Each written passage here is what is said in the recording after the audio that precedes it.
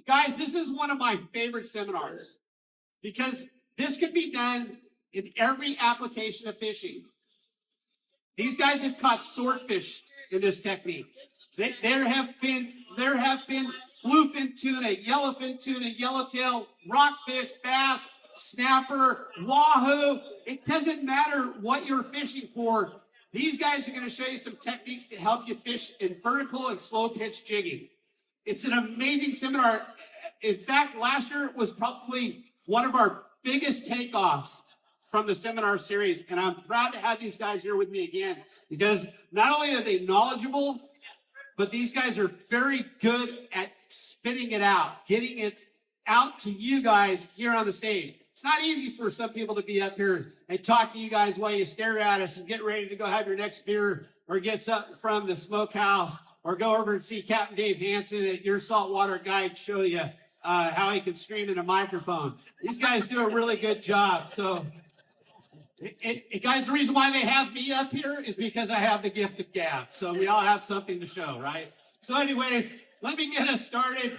And I'm going to start kind of out of order here a little bit. I told him here today I want to start with Benny Ortiz here and talk a little bit about slow pitch first. So Benny, tell us a little bit about how different the slow pitch is, and then we'll talk about the difference between vertical jigging. So we've got two different techniques here. We can kind of, utilize some of the same lures, but talk a little bit about slow pitch. Talk about your equipment here real quick and what you have.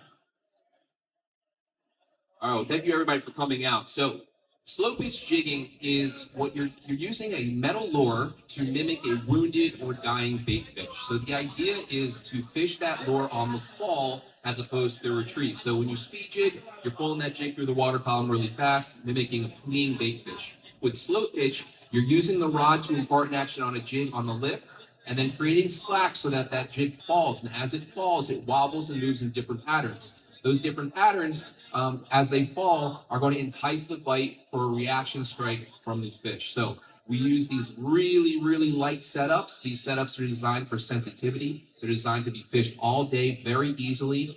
Something like this can move a jig 430 grams in 800 feet of water on the bottom. And when we actually do hook up with those fish, the reason why we can land those pelagic fish that Cap was talking about is because we take this rod out of the equation. Later on, I think we're going to do a demonstration to show you how we fight those fish to maximize the strength of this super light line. So I mentioned super light line. I'm using 20-pound Power Pro here, 20-pound Power Pro braid. This reel is going to hold about 900 yards of it, and I usually tie off to a 50-pound fluorocarbon leader. Depending on what you're fishing for, that's pretty much what you need to do.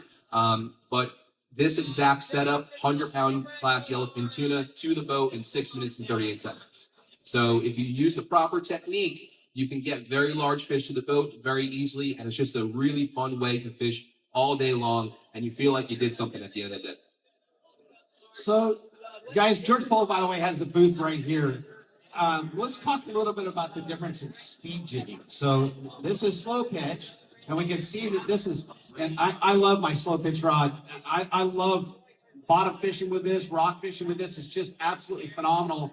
And we're going to give you a demonstration later and show you how this can be used on bigger fish and why we set it up the way we set it up. But George, go ahead and talk a little bit about speed jigging, and the difference between that and this slow pitch type. All right, so let me back up. I'm going to start talking a little bit about the story and how things have happened, right? So speed jigging has been around for a long, long time. When I say long time, I said 20 plus years, right?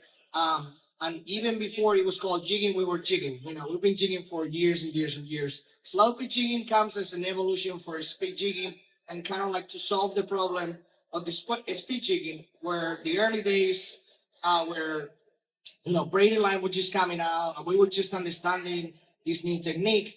We were using pretty heavy setups, and you had to be almost like an athlete to actually be able to jig and jig for the whole day and things like that. So the Japanese, about 15, 16 years ago, they started with this new trend about slow jigging, and they really dial in, scaling down the gear, really focusing on being more comfortable and also focusing on getting the bite and being comfortable instead of just, more the gear side. So as Benny explained very well, we are most of our bites on the slow pitching are going to be on the fall. When we are speed jigging, they're going to be on the right. So it's kind of like the opposite for most things, right? Um, Slow pitching was intentionally designed for bottom fish. It does catch everything, and then over the years, I think we've been trying to dial it in for tuna fishing. I'm originally from Spain. We get a crazy bluefin tuna right early June. I'm likely to caught fish over 300-400 pounds in a slow pitch jigs and a slow pitch gear. So it definitely works. There's a major difference in terms of the equipment, in terms of the jigs, as I said, and also the technique. So when you're speed jigging, the word says it's going to be moving the jig faster on the way up. Those bites are usually on the way up, and those fish are chasing the jig. Those fish are active, and if they're not active, we are triggering them to chase the jig. When you're slow pitch jigging, you almost are making it easier for them, putting the jig in front of their faces. One, you're going to piss them off, they're going to hit it. Two, it's such an easy break, they're going to hit it. So two different approaches there, both works. And another note on that, when you're slow jigging, you can also speed jig, so you can go faster, So we can do blend, but again, there's major differences in both of them. So this is James Kikawa, guys, and I want him to, James, could you show us the rod and the equipment that you're using and how that is utilized for the type of jigging? So here we have a speed jigging setup. You're gonna notice it's a little bit more beefier than your slow pitch setup.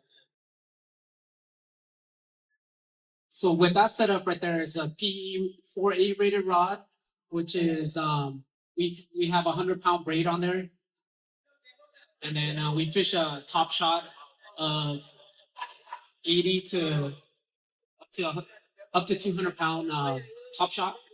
We'll do 20 to 25 feet of that for mono top shot for shock absorption when you get the bite. And guys, I want to introduce you guys to Brian Wynn, and I want Brian to show you something too. I want to ask him, Brian, with the spiral rods, what benefit does that give you? And explain that setup if you wouldn't mind. The spiral wrap, otherwise known as the acid rod, that kind of guides are looking funny here. You'll notice that it does transition to right underneath, right to the bottom side of the blank. So it transitions to basically a spinning rod when you look at the top half of it. What originally started was the fact that if you were to pull on the rod in the traditional way that we have been doing it or we've been taught, it's designed to minimize the twisting of the rod while you are essentially pumping on the fish. In the world of what we do anyway, and in this with how we're fighting the fish with these particular rods, if we have to put a bend into them, it certainly does help that. In the world of speed jigging, though, one of the things that we have found with the spiral wrap is that it almost acts as a little bit of a safety measure, because we end up a lot of times, if you don't get the cadence right, we end up with what is called tip wrap.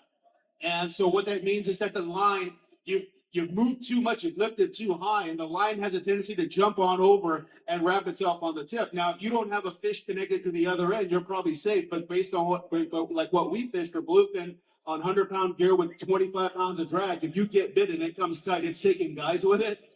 So it does help in the world of tip wrap, but at the same time as well, it does get a little bit confusing, and a lot of times on sport boats, you do have to take into consideration a few things, because as the guides are on the bottom side, when you go to reach down when you go to reach down and that fish is going underneath the boat, you have to be mindful of the guides smacking into the boat and making sure you don't break any of them off. But that's what it's designed to do. Number one is it helps a little bit on the rod twisting side of it, but most important for us and what we do anyway is the tip wrap.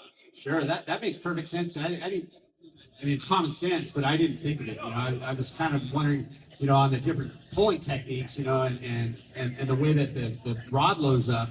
But it makes perfect sense for the way that you're jigging to keep that tip wrap off, out of the equation. That is very, very well explained. So, how do each of these situations or these types of rods differ when it comes to say fishing this bluefin tuna that's been showing up year after year after year. We've got a lot of nighttime fishing that's been very successful. And it's been, mostly successful either, on fishing, vertical jigging, or there's been some live bait stuff with rubber band rigs and different types of outfits. But how does this work in when we look at the slow pitch versus the speed jigging? Where does it change? How does that work, and what's the benefit of either or? I guess I start with you, George. Well, I guess it's all about understanding your gear, right? So, as you can see, there's a big difference between the two setups. At the end of the day, it comes down to physics, right? And I was saying it yesterday, and now I speak crowd, so I'm going to repeat the same thing I said yesterday. But if you get into this, it's because you need to understand, you need to enjoy the process of fishing. And the process of fishing starts with the research at home, with your gear, but also understanding your tackle and what you have in your hands. When I said that, Benny was talking about that 20-pound Power Pro line, and people, when he says that, I can see people's faces like going, whoa, wow, that's crazy. That 20-pound line is breaking at high 30s. And we're using max 30 pounds of drag, 20 pounds of drag. Physically, you're never going to break that line. So, it's all about understanding what you have in your hands, and also understanding what you have, what your neighbors have on the boat. When you're sharing rail with your neighbors on the boat, the guy next to you is using a 100-pound braid, and you use a 20-pound braid. As soon as my 20-pound touches his 100, it's over. Now, I tell you one thing: if you scale down your tackle, you're gonna get more bites per year. Also, you're gonna be more comfortable. You're gonna be fishing longer. It's a numbers game. The longer you put, the more time you put, the more fish you're gonna catch per year, long term. Now, if you wanna be a world-class jigger, you'll find yourself scaling down tackle, because that's what's gonna give you the consistency. When those fish are finicky, and when I say finicky, I say specifically tuna fishing daytime. We all know there's a big difference between daytime tuna fishing, nighttime tuna fishing. Nighttime, everything seems to work. I mean, we're selling these sinkers, painted sinkers, and we're selling hundreds of them. They work. I have people coming to the booth every 5 minutes like, oh, he's a 200-pound fish, he's a 150-pound fish. That's a nighttime. That won't work during the daytime. During the daytime, we see the smaller profiles, and again, the lighter gear gets it done. So it's really about understanding what you need for every scenario, and really to putting the time in the research. That will bring you the success. Brian, you said something that made a lot of sense the other day about, being, especially going on the sport boats and talking about, how that all works out with the setups that you're going to use, the different line, and kind of going on as a spy and leaving his friends. It made a lot of sense, Is there any recommendation for what to start out with? I mean, would you show up fishing with a slow pitch rod on a boat full of 20 people, or would you show up with a speed jigging rod and feel a little bit more comfortable that you're going to have better success and be able to follow fish and get around? I think at the end of the day, rod setups are rod setups. You still have to understand on a sport boat, no angles, no tangles. Fish with the wind in your face, you're in the right place, and all the things that we've been taught as kids fishing here in Southern California. The only thing that makes the difference here is when we're talking about the bluefin, for example, it's not so much, these rods were designed, number one, to impart action, or they're designed, I use the term activate a particular range of weighted jigs. When we look at bluefin and what we do on a sport boat, we have to find, this is a kind of a hybrid model, because we have to find something that, number one, has the capabilities of handling the drag pressures that we have to fish in order to land these things. Number two, it's got to be able to land them efficiently, because we are going to have to work around our fellow anglers. And number three, we have to find this proper balance between its abilities to activate a certain range of jigs. Now, the manufacturer specs on there says one thing, but giving James a lot of credit here for putting a lot of time on the water out here anyway to try to find a compromise. So when we look at the two rods that we fish a lot of, number one would be like a PE 4 to 8 rod. So a 5.5 to 6 feet is what we like on sport boats. So we look at the PE 4 to 8. What you're looking at essentially is a rod that can fish. We are fishing 150 gram jigs all the way up to 300, even sometimes 350 gram jigs. And what we find is the capabilities of a 4 to 8 is can handle roughly around 20 to 30 pounds of drag. In West Coast talk, we're looking at an 80-pound stick, right?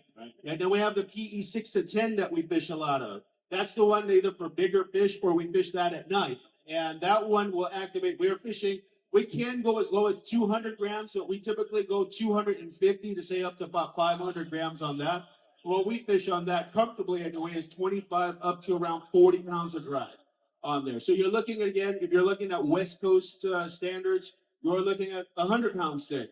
So those would be the two. If you had to pick one,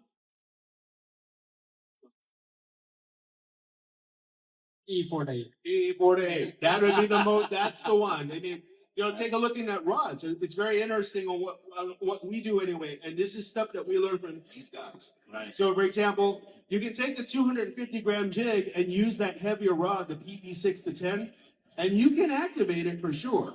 But it'll do a little bit better on the PE 4 to 8. Talking about what George is saying, scaling down. I say when you have to get a bite, that's what you got to do. And let's talk a little bit about hook setups on your lures. James, and let's start with you, and then we'll go to Benny. So there's a lot of different ways that you can set up your jigs with hooks, and then you guys mentioned something yesterday that was kind of spot on.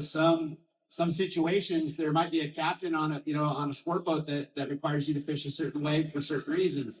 Can you kind of touch on those subjects of hooks and how to set up and what you prefer and why?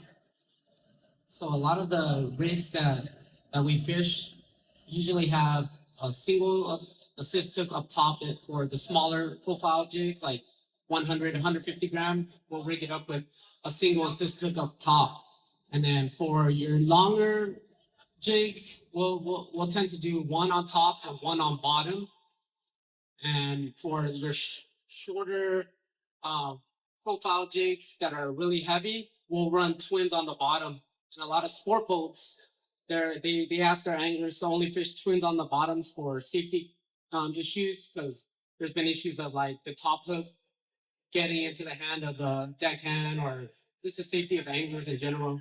So every boat's different, but usually during the day they actually would allow you to fish both top and bottom. Benny, you want to add to that if you're slow pitching, what are you doing to give you better action, and are you changing anything that they do on your lures with your hook setups? Yeah, 100%. So when James said having that 1/3 hook length from the top, that's usually because that jig is moving up through the water column, and fish generally will strike from the head first. That's generally how they eat their prey. So with slow jigging, because you're fishing that jig on the fall and it's wobbling, it can be sliding in this direction or sliding in this direction. The fish doesn't know, obviously, that it's not a fish that it's eating. It just knows the direction that it's going. So when fish is going to attack from this side or attack from this side, we usually fish hooks on the top and bottom at all times. Now, it depends on your individual regulations. I live in Florida. We're allowed to fish 2 hooks on top and 2 hooks on the bottom. Those give you more opportunities for hookups. But out here, I would use larger single hooks for the top and bottom. But you have to keep in mind that any time you add weight to your jig, it's going to influence the action of your jig. So you have to pair those hooks to the weight of your jig so you don't influence the action of it too much. And to do that, I usually, if I'm using singles, I like a very slow tapering hook, like a tuna blade style hook, because these aren't hook setting machines. I want something that's more, think of, me punching something through with a hypodermic needle versus a 2x4, right? It's a lot easier to get that skinnier needle into something and through the area where you want to have that penetration with a slow tapering hook. Additionally, I like that tuna blade because it goes back towards the shank. That hook point goes back towards the shank. If you're fishing on the bottom, and particularly, the wider that gap is on your hook, the more chances that you have to foul up in the rocks. So we change up our hook setups quite differently. And when we use the 2-hook rigs, I use a lot lighter line light wire on those hooks because no one hook is usually going to bear the full brunt of the fight. You're going to have multiple hooks in that fish to kind of dissipate the force that's on it. You also, and maybe you touched on this, but you also mentioned something about, flotation in your line and the hook setup. George, can you talk about that a little bit? Yeah, so let's go back to the details, right? Absolutely. We were talking about, the cool thing about this jigging thing is you can get as styling as you want to. So I always tell everybody, before you jump on a boat for 3 days, you probably purchase, 20, 30 jigs if you're gonna do this for a long period of time during this trip. Spend an extra 5 minutes on the dock looking at what that jig is doing on the water. So try to imitate kind of like rhythm you're gonna do and see what it does, right? And if you have some time, play around with the position of the hooks and play around to what it does when you change those hooks. So there is a hell of a difference on a jig, falling action, or racing action, depends where those hooks are. So in other words, you have the two hooks on the bottom, that jig is gonna swim completely different if you have the two hooks on the top or one top. It changes completely. Now I see a lot of the people kind of like dialing in of a certain start jig. At nighttime we want them to get down quick. Be careful there because you could have the exact same jig rigged two different ways, and with the hooks on top, he's falling really quick and he gets down quick. But as soon as you put those hooks on the bottom, the jig is turning sideways, the line is catching your leader, and then all of a sudden you have the same jig that your neighbor is catching them. Pay attention to the details. He probably has the hooks on a different spot. He probably another way that will influence the action on your jig big time is your leader size, your leader length, your braid, your rod, because if we dial in more into the braid, so usually braid is made of polyethylene line. Polyethylene line floats. So if you have 100-pound braid and you have your line, you have 300 feet of line down there, the flotation of that braid compared with anything that is a third of the diameter, is 3 times bigger. So you are trying to get down quick, but now your line is floating. Same with your hooks. Again, understand what you're trying to do, dial it in, watch it on the dock before you get out there, and then that'll bring you success. And then we haven't talked about it today, but when something works on the boat, repeat, repeat, repeat. Right, and like you're saying, you may be repeating what you think you're repeating, but you can't just pay attention to the lure and the hooks. You also have to look at the equipment that's being used, because that's going to enable that lure to fish the way that person is getting bit. And that's a great point.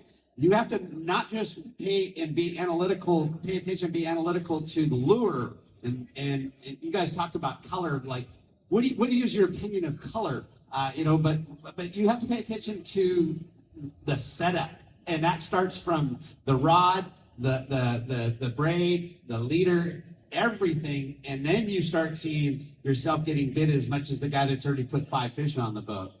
I mean, in my opinion, when we dive into jig selection, I'm gonna let Manny chip on this because he's very excited about this one. So to me, color matters the least. There's 3 things that determine the jig you're gonna pick. Number 1 is gonna be the depth.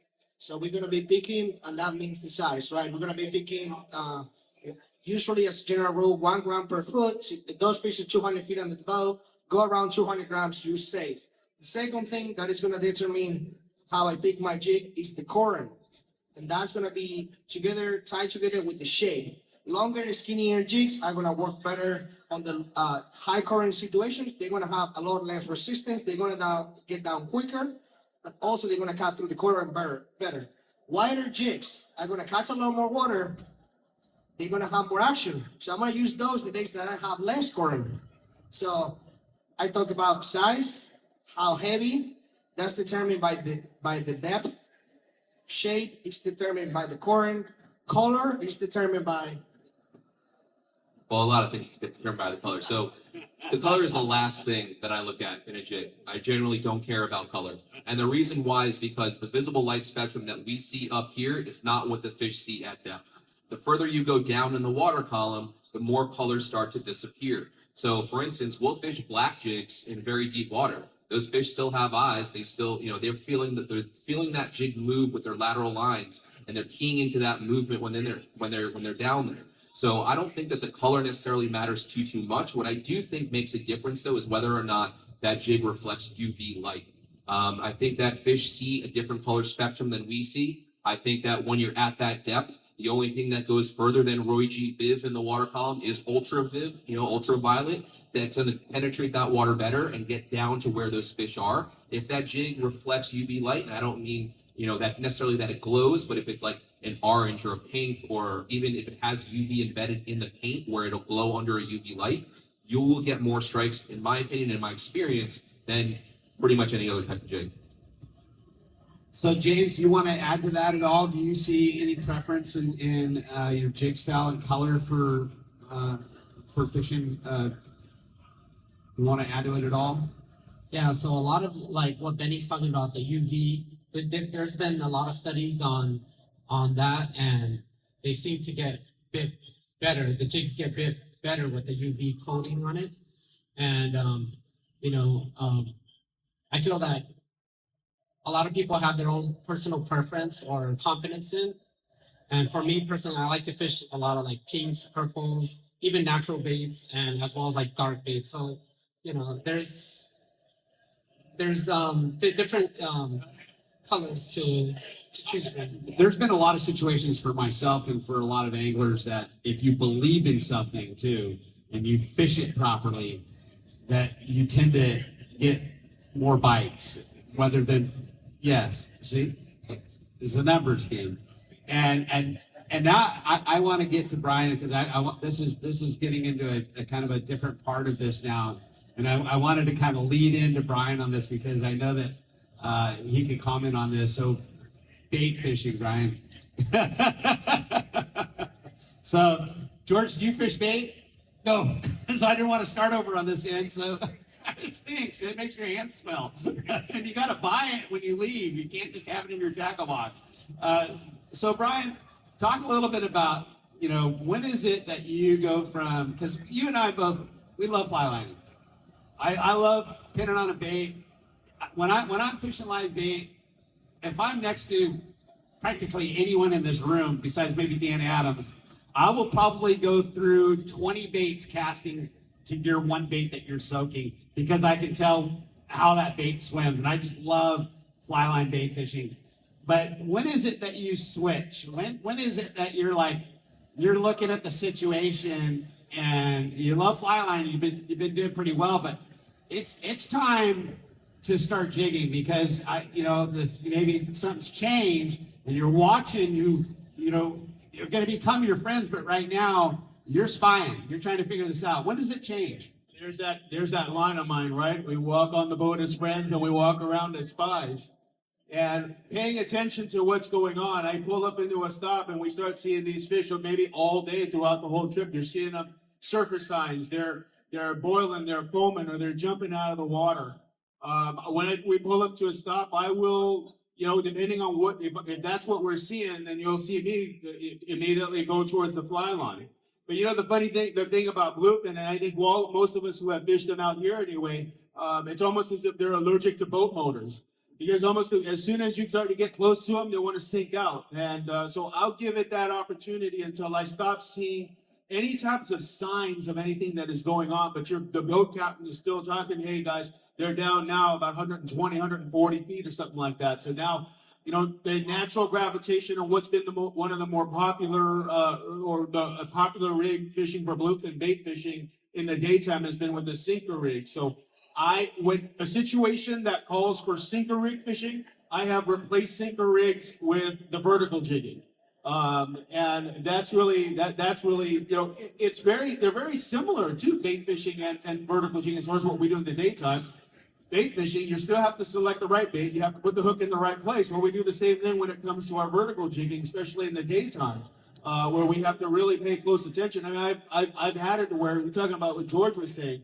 I had a hook on top, hook on the bottom on one jig. Can't buy a fish. Take the hook off the bottom, and here we go. So it's all about adapting. But yeah, fishing bait. If there's visual signs on the surface, because I love fly lining, and I personally don't enjoy sinker rig fishing as much. I want to keep things interesting. So that's what I have done. And so when the situation, if the trip right from the get-go, we walk on, captain says, All that's been on, guys, is sinker rigs. Right at the game on. I know exactly how I want to prepare, and I start to plan it out in my head how to start to adapt to certain situations. Now, I fished the brawler rig, and I've had success with it. It's amazing how it works. With a hook being tied directly to the main line, and then having a main line directly to your sinker. But you can fish that in the rod holder. Jigging, it makes you feel more in the game. It just, you kind of feel like you have a really good opportunity. Not to mention, it's a lot of fun. We got to admit, we're out there to have a good time. Fishing is a sport. It's for fun. We're supposed to enjoy it, and I like that. That opportunity comes when you're starting to see that. That opportunity in that type of sinker fishing. James, you do quite a bit of daytime jigging, right? So a lot of us, when we get out here, especially in California, the daytime stuff is often for us private boaters very visual. We're looking for foamers, we're looking for breezers. We do a lot of kite fishing, spreader bars. Max wasted a ton of fuel. But these guys, they look at it as a situation to do some daytime jigging, and you've had great success in it. But have you found that there's challenges in the daytime fishing, and how have you overcome that, James? Yeah, so there's a lot of I know everyone wants to try to get a daytime fish. I know that for me personally, I like to start off with lighter jigs if the conditions allow. So if, for example, if there's not much current, I'll fish a 150, 200 gram jig to start with. And generally when the fish are coming through, let's say 180 to 240 feet, I want to get myself in that range, in that zone to try to work that jig back up. So I'll drop past if they're calling out 240, I'll drop it down to about 300 and I'll start my retreat then. That way I work the jig through that zone. And there's been times where the fish are actually keyed in on movement, really fast movement. So that's when the speed jigging comes into play, where you're working that jig really fast. My brother and I, we've had really, really good success during the day on fish. We fished the full day San Diego. There's been times where we got 9 bluefin, 11 bluefin on a full day trip. And it was because we figured out they wanted to bite the jig on a fast retrieve. They wanted that darting action in the zone, and you get bit. So it's like finding the cadence, the right speed, and just making adjustments throughout the day. Whether you go from light jigs to heavy jigs, just try to get your jig in that zone and with all the. Is there any depth that you consider out of range? Like if you're marking, like if you're on your boat or anything, is there any depth that you consider out of range with jigging? Because, for us, if we're fishing bait, there's a lot of times where, and even that, that time of day where we're fishing the kite, we're fishing the spreader, we're fishing the man-bag, we're fishing bait. We look at that fish and where it is in the water column. We figured out, this stuff's at, 40, 50 fathoms. When it gets up to 30 and 20, this stuff's gonna bite. It's gonna eat. Is there any depth where you look at it and you're like, it's just still too deep, or is it just that's always good? Yeah. So for me personally, in my experience, whenever the captain calls out 150 feet to 240 feet, I'm very confident I'm gonna get a bite. Even as deep as 300, but when I feel it's kind of out of range is when it gets to be about 500 to 600 feet. And yeah, I wouldn't want to drop a heavy jig. That's a long way down and a long way up. That's a lot of whining. Yeah, you're deep drop sword fishing now. But there's been some bites at that depth. It's happened before. Yeah, that was on the Cortez in 2023. Fish are metering at about, 90 fathoms? We thought it was a joke. Right. And then get down to 90 fathoms and it is game on. You're almost 600 feet of water, and then you got to make sure that you have the right tackle. Right. So you have to make sure, you have to always plan on catching a 200-pounder when you're out there. Exactly. But then if you're planning on fishing 600 feet of water, that raises a whole new chain of events that have to happen when you hang one that deep, especially if it's a nice one. So Benny, talking about the daytime fishing, the vertical, or I should say vertical, the slow pitch jigging. Have you done much of that for this local bluefin or any of the tuna fishing that we've done around here at daytime? Yeah, not locally, but in Panama I have. I've Panama? done quite a bit in Panama for yellowfin down there. And there we're in anywhere from 2,000 to 5,000 feet of water. So there's, unlimited bottom. Oftentimes we're marking fish in that same kind of general range, but for me personally, there's no depth that I won't fish. I primarily fish bottom fishing, so I personally caught out to about 1,500 feet on the bottom. I know George has caught even deeper than that. So I have no problem going very deep, and goes into, again, that specialized tackle. But for that daytime bite, as a difference from the speed jigging is that we're making our baits come alive. That's what we're doing by imparting these actions on the jig, and that's part of the fun for me, is figuring out what those fish are keyed in on. So if I make one drop, nothing happens on that drop. I'll change jigs out like a crazy person in the beginning to try to figure out what is that right combination. Maybe it's just as subtle as changing my hook position. Maybe it's as subtle as I'm going to use a little bit stiffer rod versus a little bit softer rod. But making that bait come alive is really what is the key, and it's the fun part for me. And by the way, guys, since most of us live here in Southern California, bottom fishing, it doesn't mean going catching salmon groupers and reds and chuckleheads. Bottom fishing means catching a variety of different snappers and groupers and all sorts of stuff, which I would love to have here. And I've had a great opportunity to fish that stuff off of Mag Bay for the last 30 years. And it's virtually untapped because most of the people that show up to Mag Bay in October, November, show up there to just catch 30 to 100 marlin a day, which, yeah, we do that. My best day was 72 marlin, and we could have caught over 100, but it's just such an incredible fishery. It's one of the reasons why I love this seminar so much, because I love jigging. We bring thousands of dollars worth of jigs literally with us. I mean, everything that we can think of. My deckhand Travis Tompkins, he's just avid about it. And we catch everything from Colorado snappers, groupers, broomtails, Gulf groupers, yellows, yellowtail. There's days where we catch like 14, 15 species, and it's just amazing. And then we drop down a live bait and we catch a triggerfish. I mean, it's such a difference.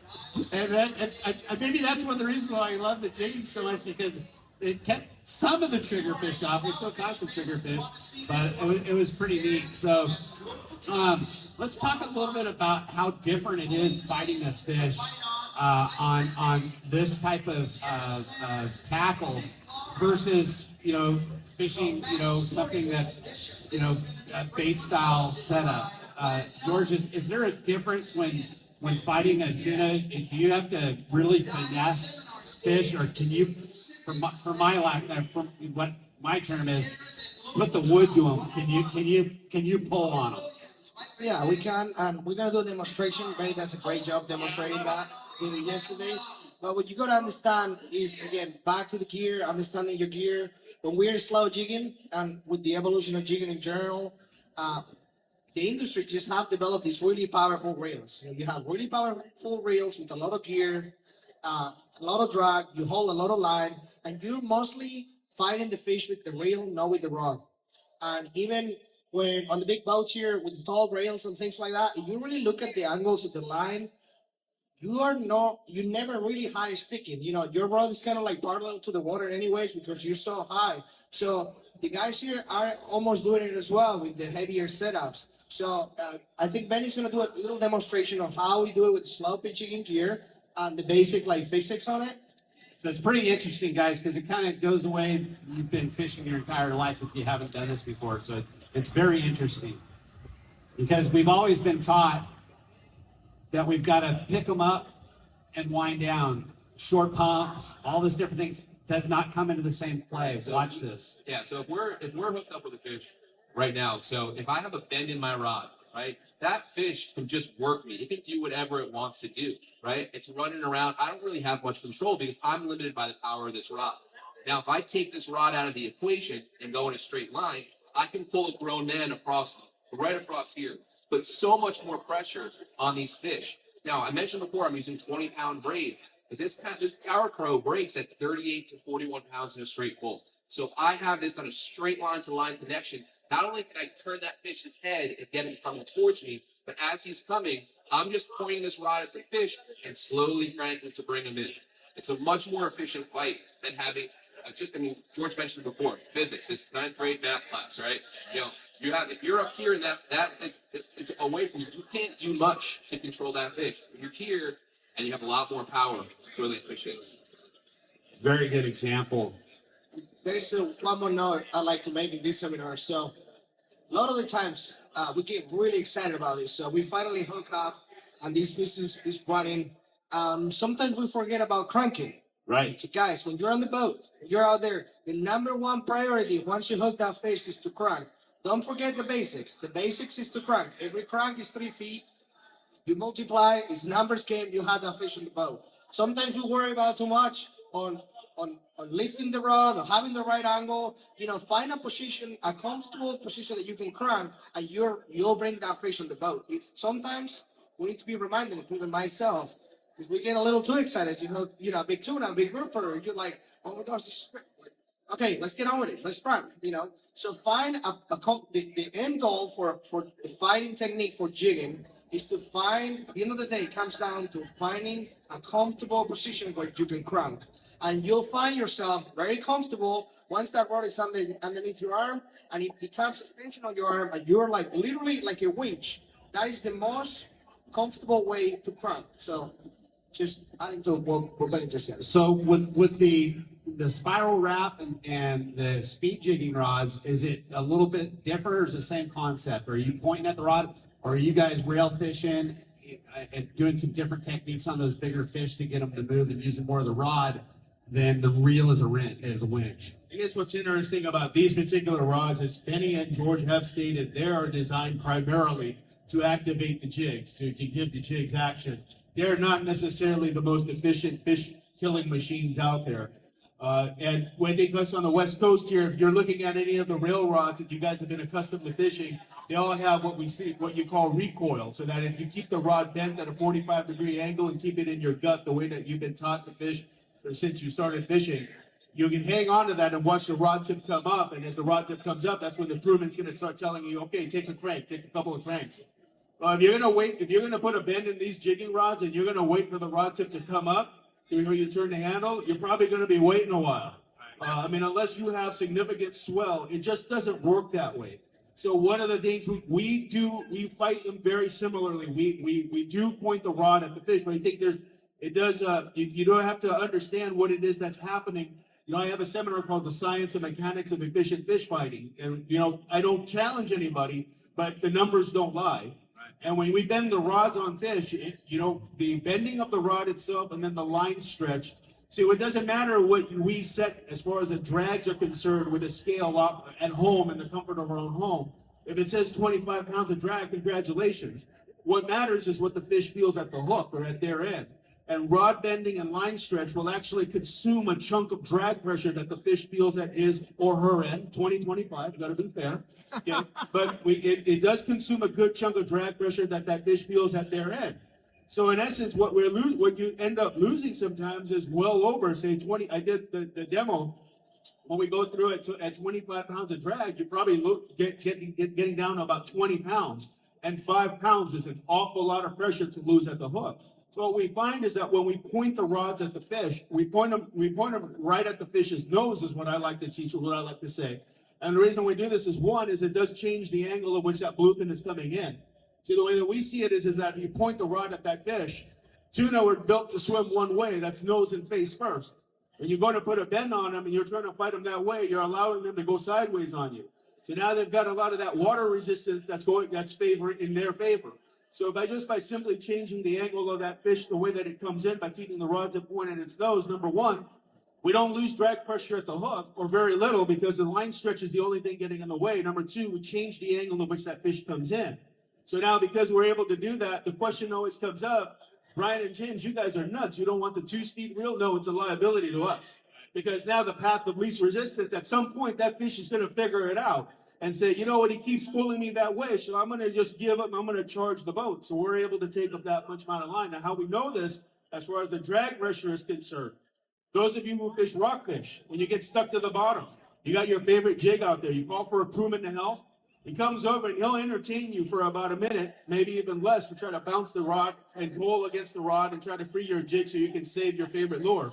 But in the end, if he can't get it free, he cranks the drag pressure up on the reel, and what does he do? He points the rod tip down at the water and he pulls against it. The reason for this is because he's removing the equation of he's taking the rod out of the equation, and he wants full effect of drag pressure to be able to free that. So that's why we are able to, when we talk about we're fighting bigger fish, it's definitely something that you do have to work yourself up to, because it does become problematic. I mean, obviously, the question, one of the biggest concerns that we get asked of all the time, James and I, what happens when you connect to a unit? Well, it's going to require, we're not necessarily finessing them up, and we're not necessarily overpowering them up. What we are is we're leveraging them up. And so that is kind of the theory behind what we do and what Benny was demonstrating, and why we tend to point more than we do lift. Great example and great explanation. So one thing that we kind of missed, and I just want to go over real quick, and James went over this really well yesterday, and we'll open up for questions, is how if the captain's telling you that these fish are down 300 feet, how is it that you're determining your depth when you're dropping a lure down? So there's a lot of different types of braids out there. Some are multicolored, and with the multicolored, for example, Berry Boss, they make one that's 10 colors, and every color is about 30 to 35 feet. So if fish are being marked at 300, you want to just go 10 colors. So basically, if I see like a color red, that I know the next red is 10 colors, that's 300 feet. I know there's braid out there now that are every 100 feet, which is going to make it very easy for anglers to count down. And then also you could mark every 100. I know that's what they do on the sport boats if you don't have your braid marked. So that's a way to get. And was it George or Benny yesterday that had a math formula for it? Yeah. So generally speaking, for me, yes, meter braid is great and it helps a lot of people, but oftentimes when you're using meter braid, it's hard to keep track of the lines that are going out. So for me, a general rule is for most weight jigs, you're going to have about 1 second is going to be 10 feet of depth. So if you're marking fish at 170 feet, you count out to 17 very slow, use your Mississippis. It's going to be in that range. And as James said before, you want to get below those fish and then start working up. Excellent. Guys, so these guys can get back to their show and sell their equipment and talk to all these people that came to see them here. I'm going to let us have, 4 questions. So first one, yes. So you were talking about the sinker rig and the jig during the daytime. My curiosity was, when it comes to choosing between a sinker rig and a jig, is it possible to maybe use the jig as the sinker and run the hook so you got both the bait and the jig going at the same time? So he's asking, when fishing the sinker rig, is it possible, instead of using the sinker like an umbrella rig, can you use a jig instead and then still have a hook above it? That was the question. I'm gonna make a short comment, and I'm gonna segue that over to James, because there's something that he was fishing.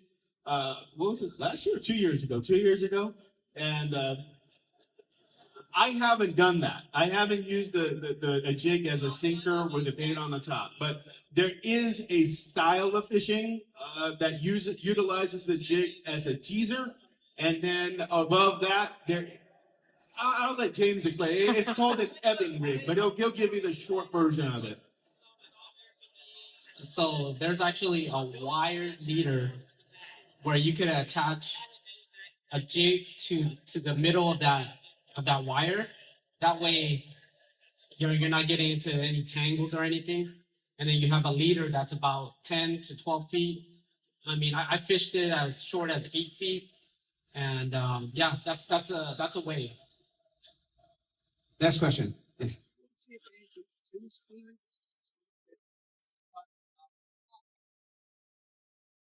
So, All right. So the question, I believe, was what's the advantage of 2-speed for slow pitch versus not 2-speed? And in my opinion, there's not. So yeah, I only use single speed reels. I feel like the more things that are in a reel that could possibly break, and considering the reel is my primary tool for fighting the fish, I want as few things in there that could break as possible. With these reels and the amount of torque that they can put out, I've very, very, very, very rarely, like on one hand, been in a situation where I said, I really could use a 2-speed right now, and usually it's because of sharks on the other end.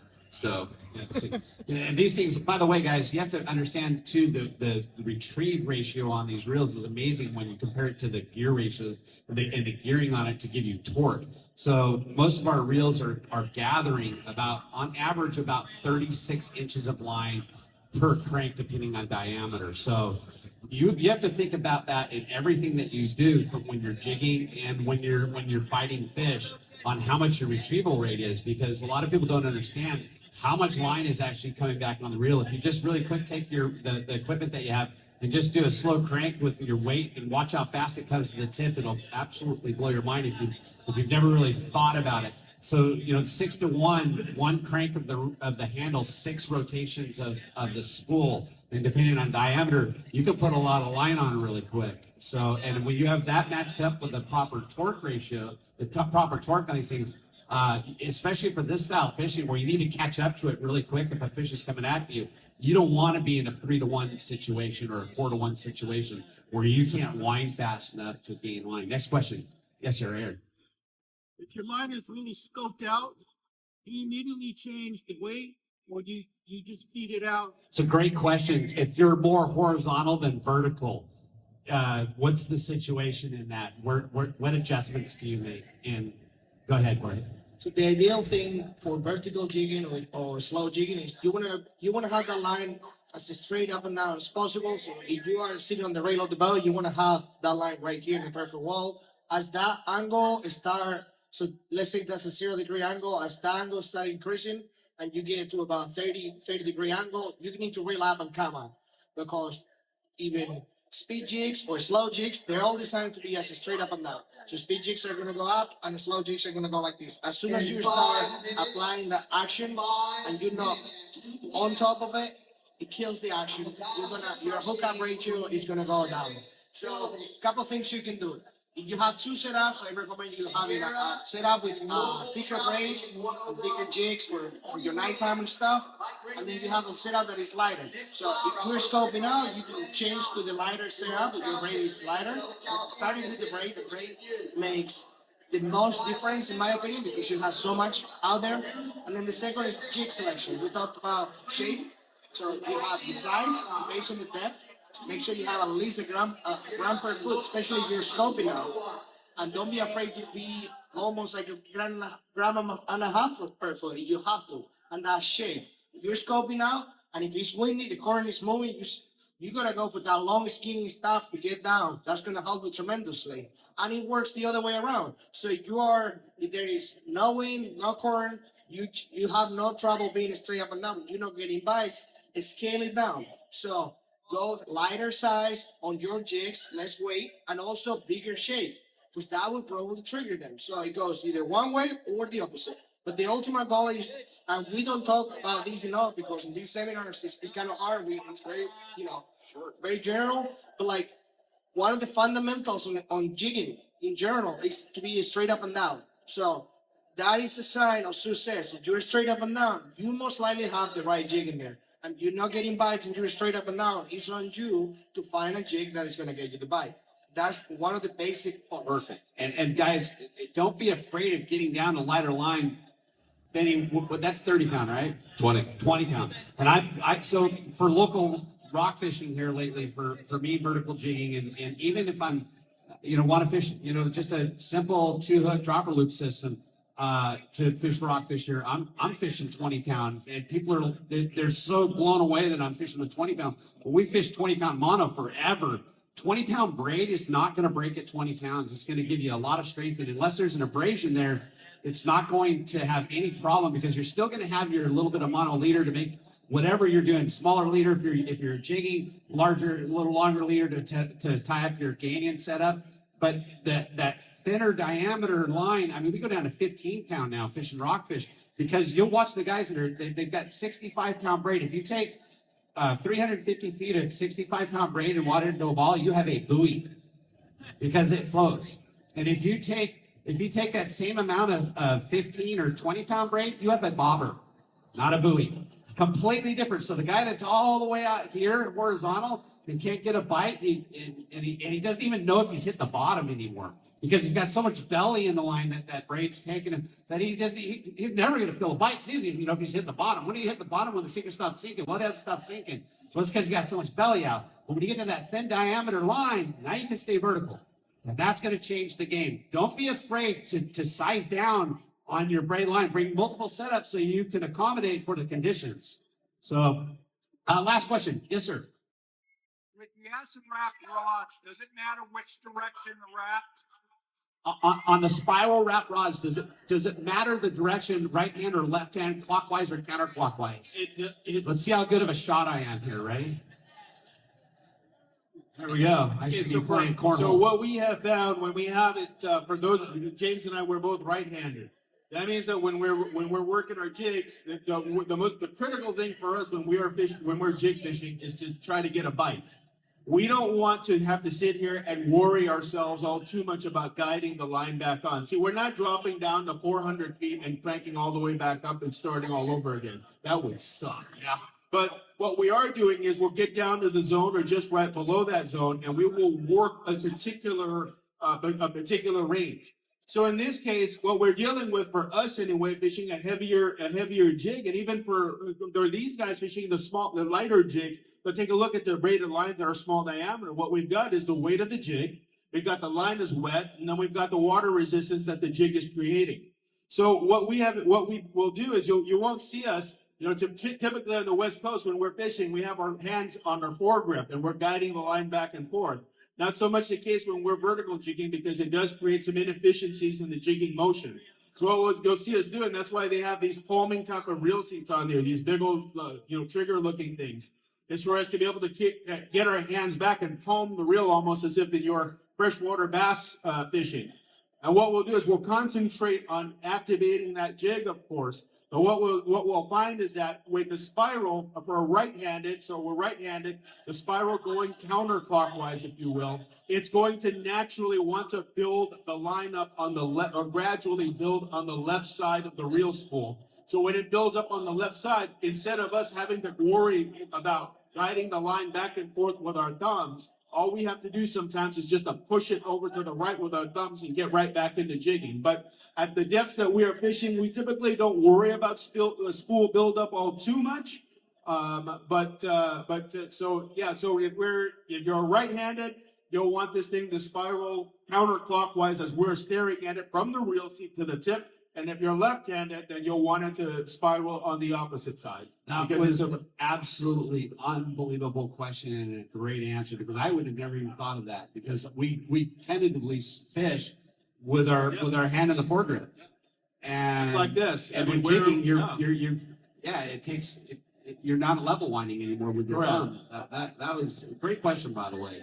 Go ahead, George. Yeah. I just want to add a couple of things, and I'm going to let Benny defend the non-spiral wrap as well. Sure. So, because this is a lot bigger conversation, So, they did a great job explaining that. I want to say it as well.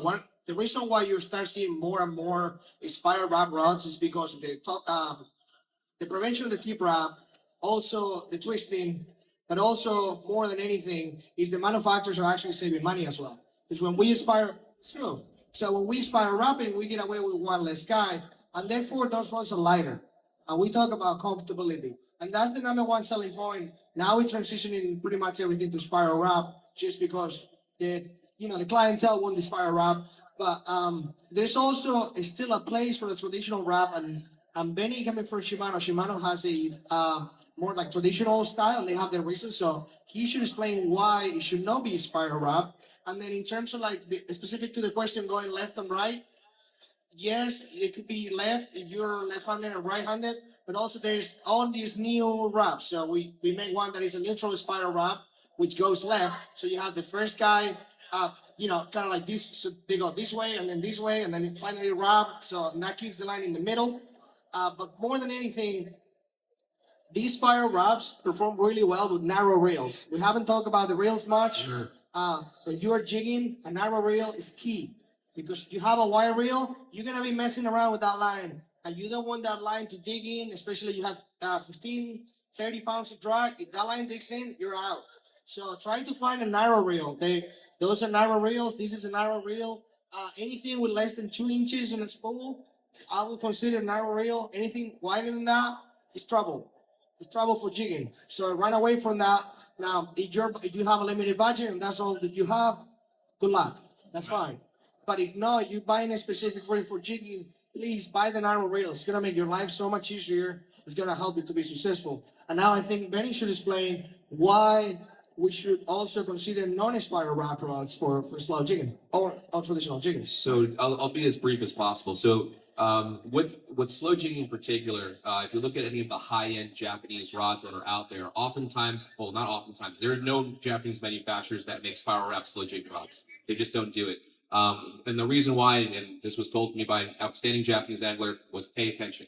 Pay attention to your rod tip, pay attention to what's happening. Now, you're slowing down your presentation with this, but oftentimes what happens, particularly with slow jigging rods, is having those spiral wrap guides on there is just masking an inferior blank. That blank is twisting. So if you have the construction of the rod itself, meaning the actual, blank that is being used on here does not twist, does not come off axis. There's certain technologies that Shimano incorporates into their rods to do that. That you don't have to worry about that rod coming off spine or off axis on there. So for me personally, if I see a slow jigging rod, no offense, George, if I see it spiral wrapped, I don't use it. So everybody has their own philosophies, but hey, that's how it goes. Absolutely. Well, how about we give these guys a big round of applause? And remember, guys, support the war heroes. Guys, we all believe that there's an element of luck in fishing, and that means that you believe in karma. So go over here and support the war heroes, guys. We need to fill up those fish jars. Just go over there and tell these men and women thank you for their service. And guys, enjoy the show.